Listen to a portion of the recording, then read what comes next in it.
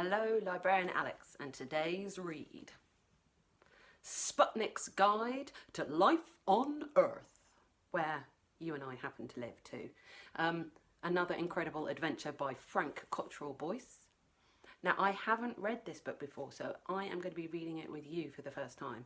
But I have read lots of his books before, like Cosmic, Millions, I can't think of them all now, but every book he writes has an outrageous adventure, so I'm guaranteed fun with this book, and I know I love his style, so I can't go wrong.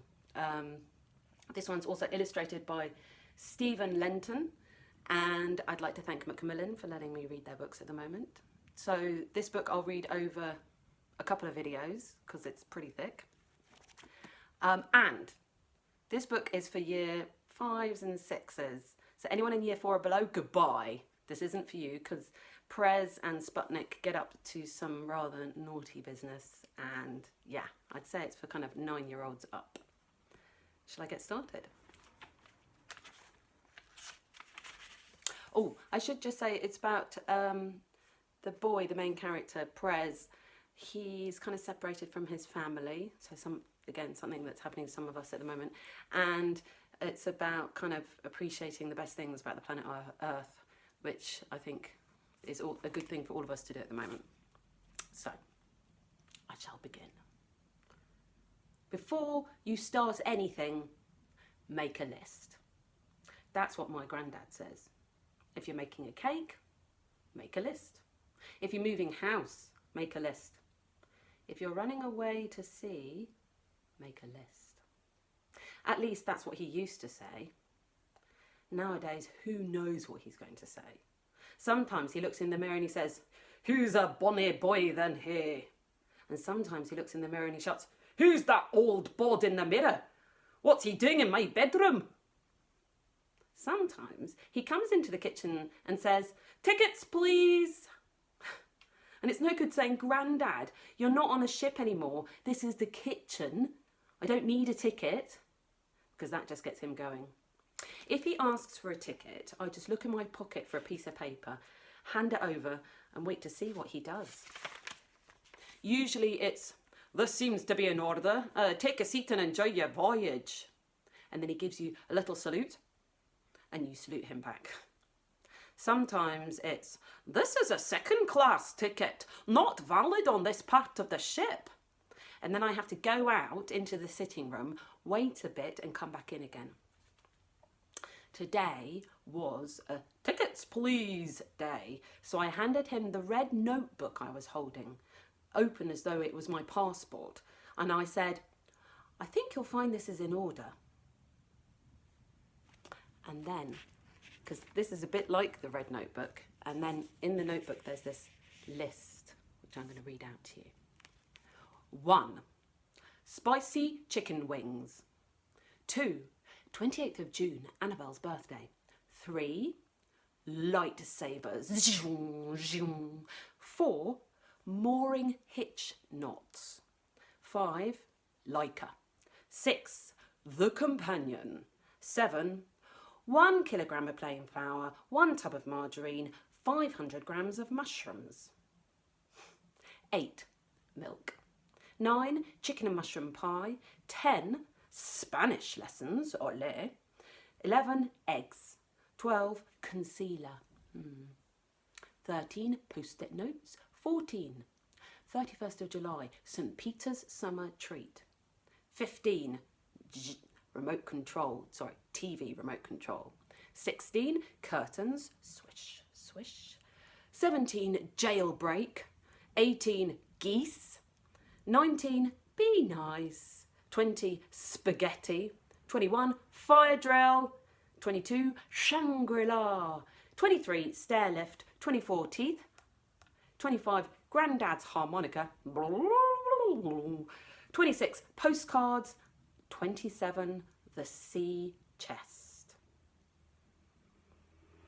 He gave it a hard stare. Then he gave me the hard stare. "I know a list when I see one," he said. "And this," he shoved it back into my hand, "is just a shopping list mostly." Now that, I said, is where you're wrong. This is a list of all the startling things that happened this summer. What happened this summer? Read it and see. I mean, I probably shouldn't have written it all down. It might get me into trouble. We break a lot of laws, including some of the laws of physics, but I wrote everything down anyway because I didn't want to forget any of it. And here we begin, chapter 1, spicy chicken wings. And so you may have guessed that list of 27 things is going to be the beginning of each chapter. So chapter 1, if you remember, number 1 is spicy chicken wings. I don't know why I answered the door. It wasn't even my own door. By then, I was staying at the Children's Temporary Accommodation. But in the summer, they put you with a family. They put me on a farm called Stramoddy with a family called the Blythes. It's right down near Knockbrex. When Mrs. Rowland from the Temporary dropped me off, she said, "This is Prez. He's a good boy, but he doesn't talk much. He's very helpful, but perhaps best not to let him near your kitchen knives." When you say he doesn't talk, hasn't said a word in months. Just exactly what we need, said the dad. Someone to balance out our Jessie. Jessie does enough talking for 10 families. That's one good thing about not talking, by the way.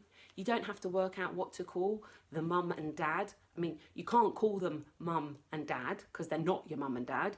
Calling them Mr. and Mrs. whatever would be weird, and calling them by their first names is even weirder. Even if you did speak Prez, you wouldn't get a word in. This is the house of Blether. He was not joking. Mostly they talk so much and so loud you can't tell who's saying what, though mostly it's Jessie. Everyone in the kitchen! Wait a minute! No more minutes, I've waited long enough. I hate baked potatoes. Say hello to Prez. Who's Prez? Oh, hi. It's not a restaurant. I hate sitting here. No phones at the dinner table. And then they all drop their heads and they say a prayer very quietly. But then the second they've said amen, they all start shouting again. Ray, do not reach for the water. Ask someone to pass it. Prez, that big boy is Ray and that little girl is Annabelle and this is Jessie. He's staying for the summer. He normally lives with his granddad, but why do you live with your granddad? Why don't you live with your mother? Prez doesn't like to talk. Why doesn't he like to talk? He's not allowed near knives. Why aren't you allowed near knives? Did you stab someone? Some people just do live with their granddads, that's all. Not everyone lives with their mum. Jessie, it's really rude to ask people if they've ever stabbed people. Folk think that if you're not talking, you're not listening. But that's not true. For instance, I was the only one who heard the doorbell the night that Sputnik came. It was a Wednesday. Tea was spicy chicken wings, salad and baked potatoes. We'd finished eating and everyone was clearing up in the kitchen. The doorbell rang. Ding dong! The family didn't hear it because they were all shouting. Why is everyone shouting? The radio's too loud. We have to shout to be heard. No, the radio's loud so I can hear it over the shouting. If there wasn't shouting, the radio would be quiet. The doorbell rang again. Ding dong. I never answer doors because answering doors means you have to speak to someone, sometimes a stranger even. The doorbell rang again. Ding dong.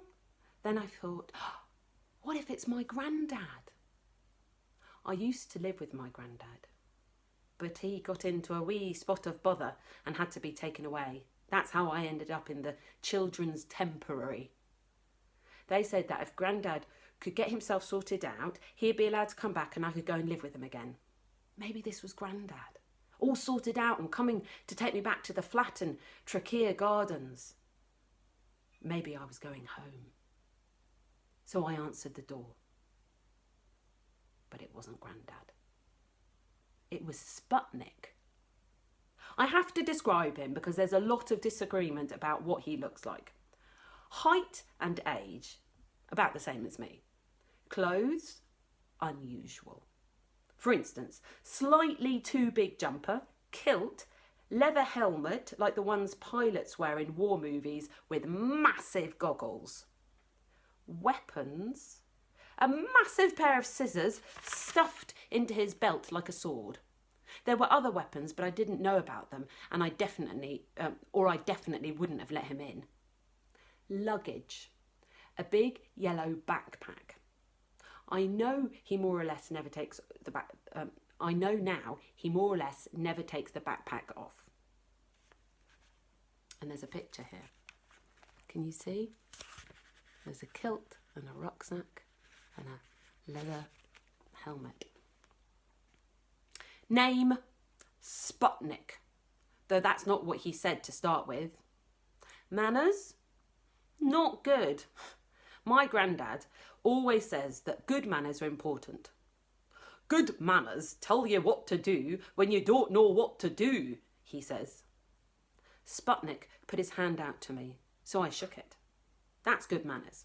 But Sputnik did not shake back. Instead, Sputnik grabbed my hand with both of his and swung himself through the door, using my arms like a rope. Mellows, he said. Mellows? Mellows is my second name. So I thought, this must be someone from the temporary coming to take me back. Maybe Grandad had got himself sorted out. Maybe the family have complained about me. I too,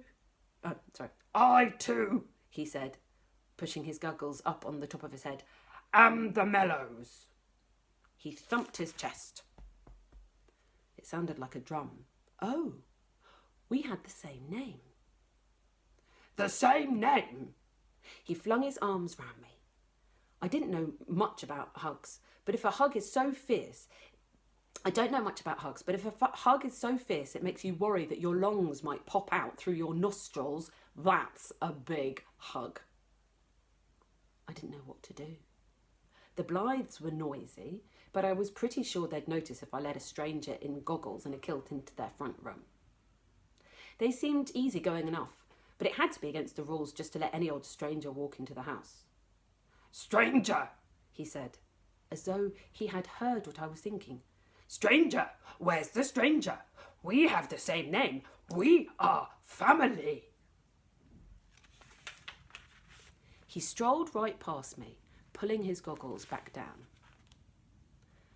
The mum was in the living room, about to turn the TV on, with her back to the door. Mellows put his hand on his lips and yelled, on his hips, not on his lips. Mellow put his hand on his hips and yelled, I am starving! Take me to your larder!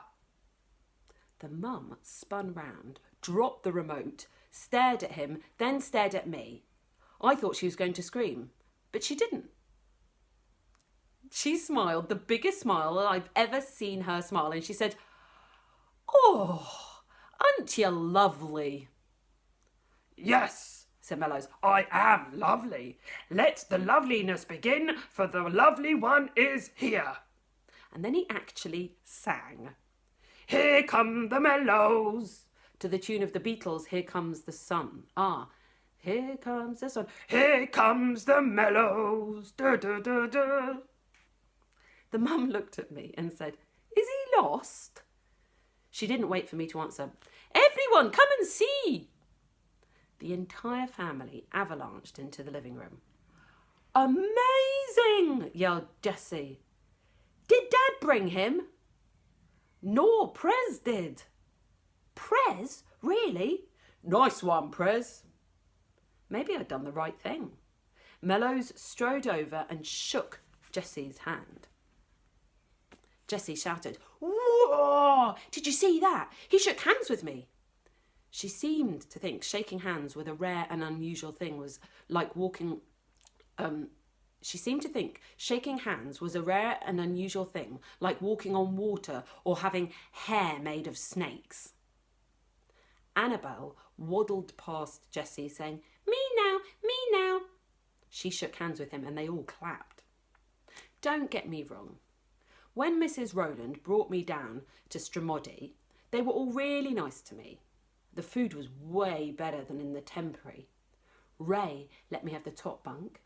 They gave me my own pair of wellies for walking around the farm. But nobody actually clapped. There was no fighting over whose turn it was to shake hands with me. And no one did what Jessie did to Mellows.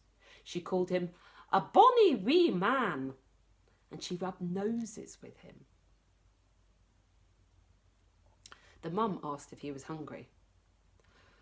"Got it in one," roared Mellows. That's why I said, take me to your larder. Do it now before I starve to death before your very eyes. He flung himself to the floor as though he was dying there and then. So this is the problem when you read a book for the first time. You're not sure what the sentence is going to be. So some of them might get the wrong inflection or that doesn't come out quite right. So I apologise. He flung himself to the floor as though he was dying there and then.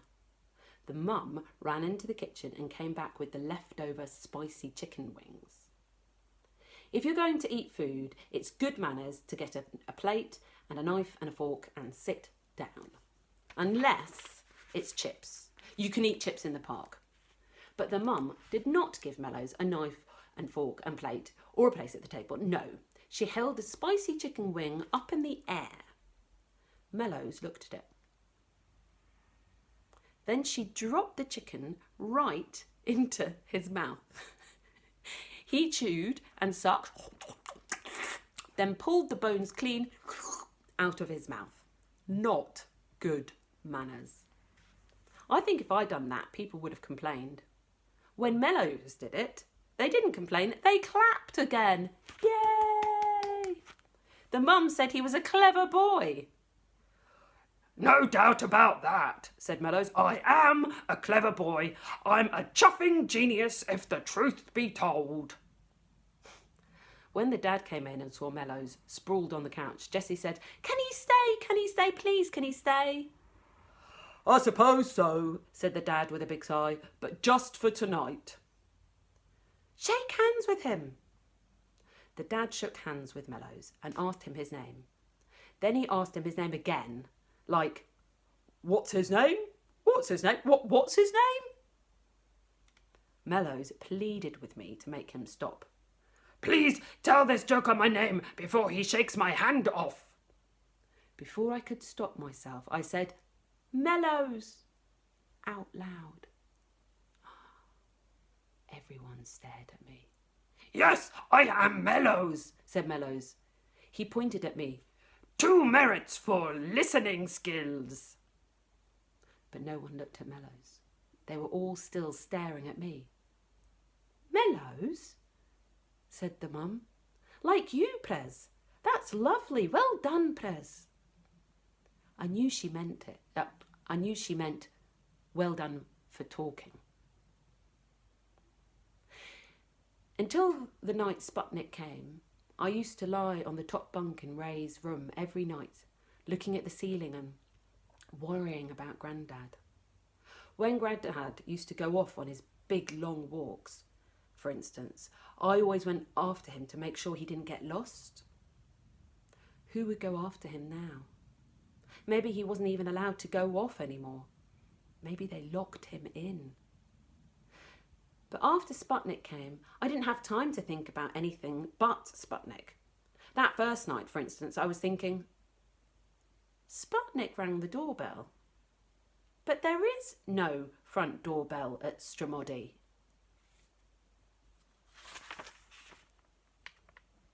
Chapter 2. I'm going to leave it there for the first time. So, we've begun Sputnik's Guide to Life on Earth. We've met Prez. We've met Mellows, or Aka Sputnik, and we know the family that he's staying with, the noisy family. And we know he's got a granddad who we can't see because he's in a care home. I wonder what's going to happen. See you for the next video. Bye.